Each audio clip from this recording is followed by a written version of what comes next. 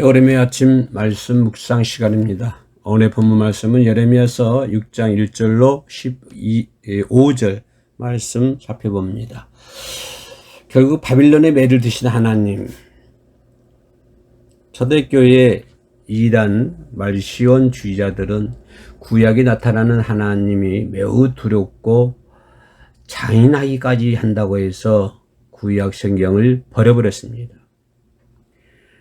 예레미야서에서 나타나는 하나님의 진노만 보면 그럴 수 있을 것입니다.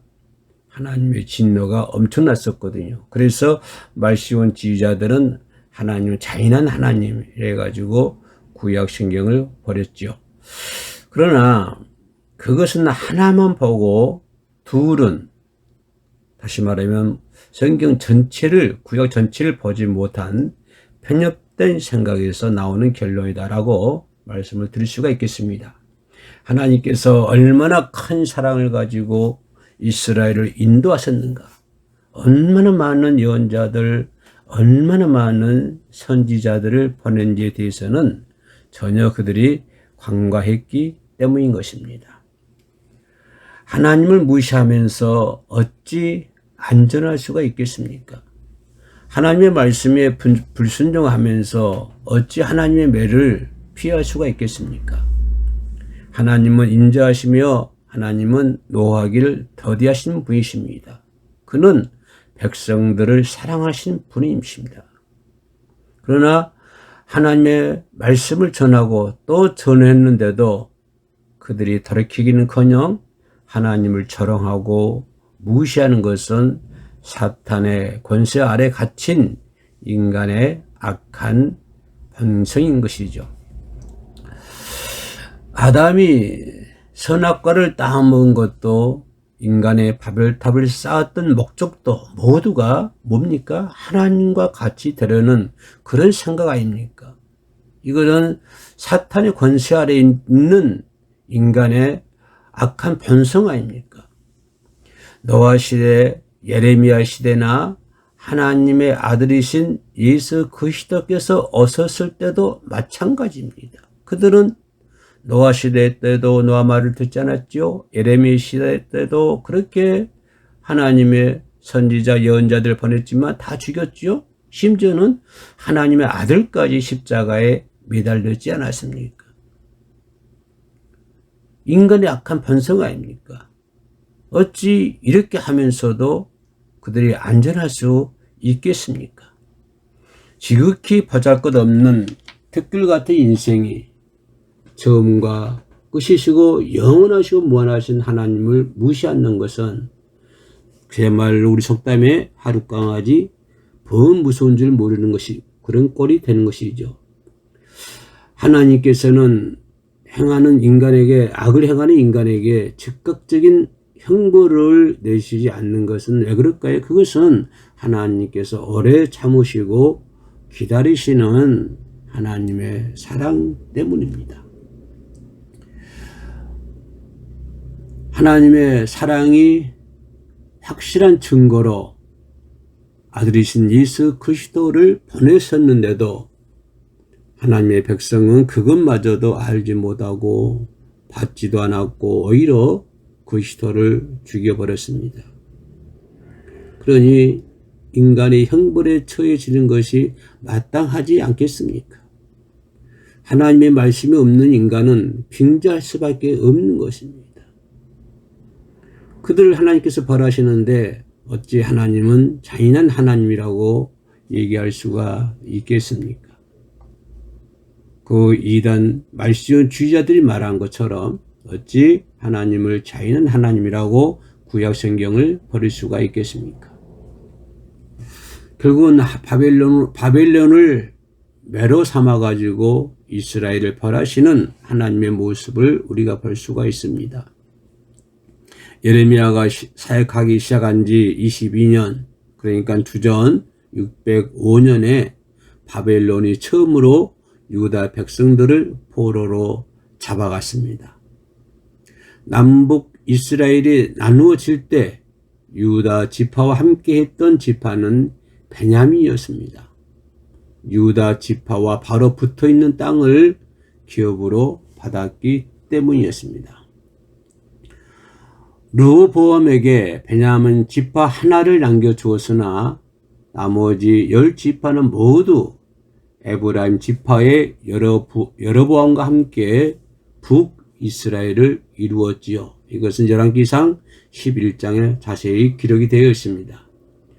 드고아는 예루살렘 남쪽 15km쯤 떨어진 성읍이었고 백합게렘도 남서쪽으로 14km 떨어진 성읍이었습니다. 오늘 1절 말씀이었습니다.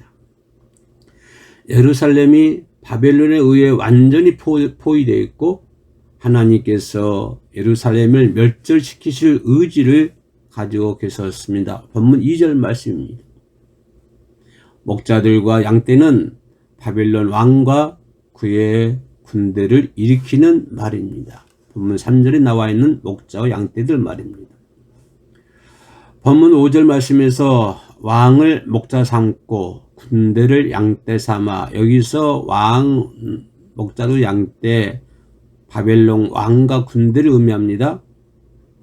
왕을 목자로 삼고 군대를 양떼로 삼아 예루살렘의 좋은 목초지를 노락하게 하시겠다는 하나님의 의지가 들어 있습니다.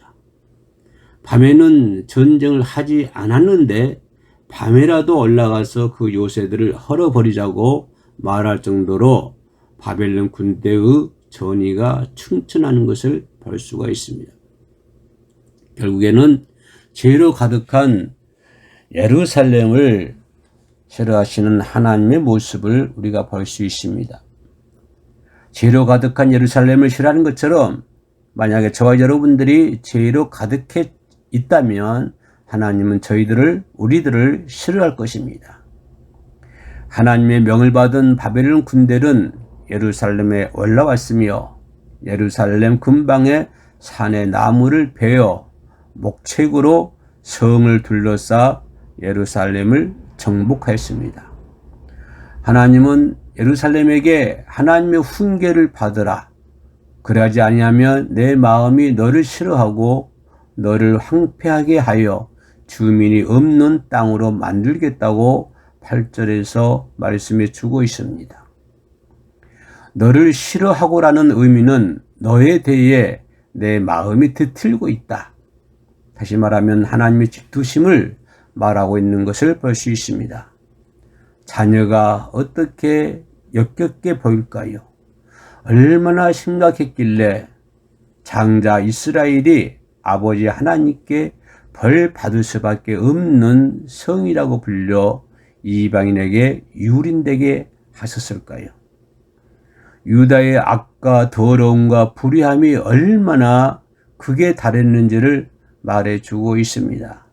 1차, 2차 포로됨을 통해서도 유다는 하나님의 말씀을 듣지 아니했기 때문에 결국 바벨론이 3차 예루살렘에 와서는 완전히 황폐하게 만들어 버렸습니다.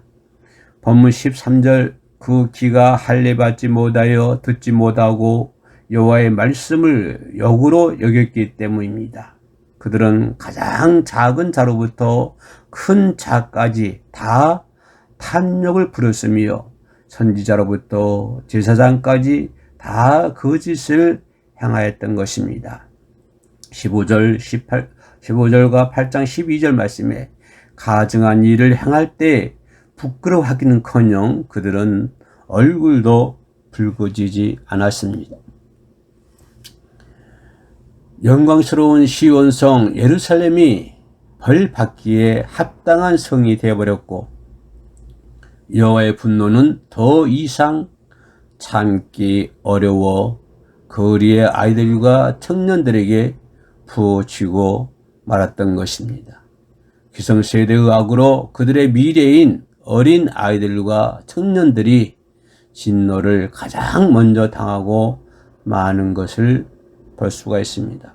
우리는 깨어서 하나님의 말씀을 들어야 될 줄로 믿습니다. 감사합니다. 샬롬.